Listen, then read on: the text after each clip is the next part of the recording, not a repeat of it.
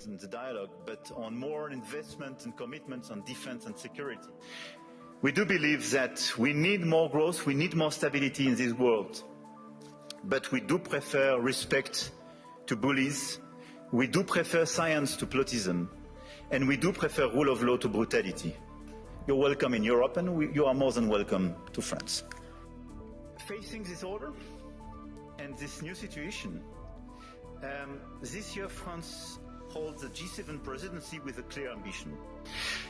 In this context, I want to exclude two approaches.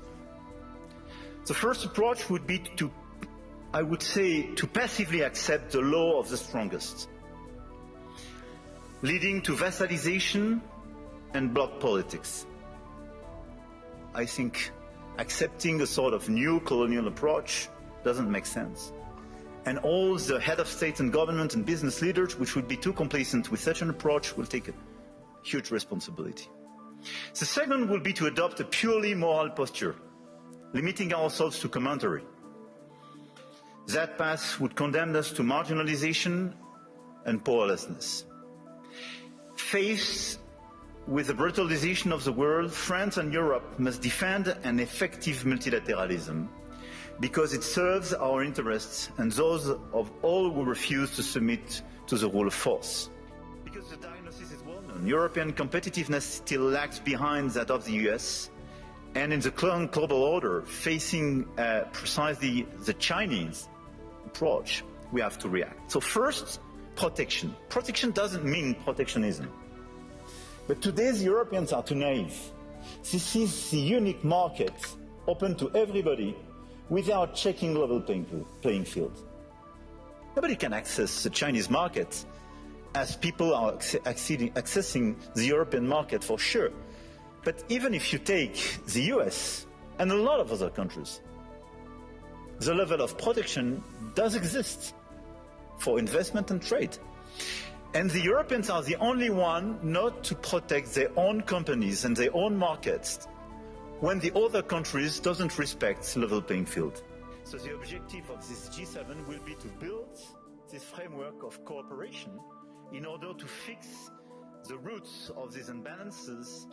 This is why we have to be much more realistic if we want to protect our chemical industry, our industry, from the automotive sectors to a lot of others, because they are being literally killed by the lack of respect of a normal framework and level playing field.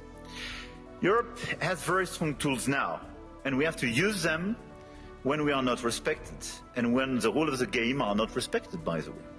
The anti-coercion mechanism is a powerful instrument, and we should not hesitate to deploy it in today's tough environment. We must act on imports as well regarding this protection issue. And in the context of escalating trade tensions, China is welcome.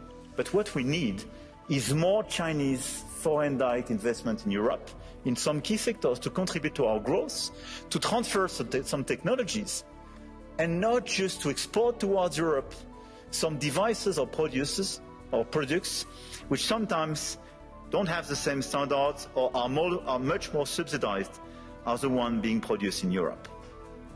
It's not being protectionist, it's just restoring this level playing field and protecting our industry. The second pillar of the European economy and the European strategy should be simplification. And this is also because of those principles that we have decided to join the mutual exercise in Greenland without threatening anyone, but just supporting an ally and another European country, Denmark.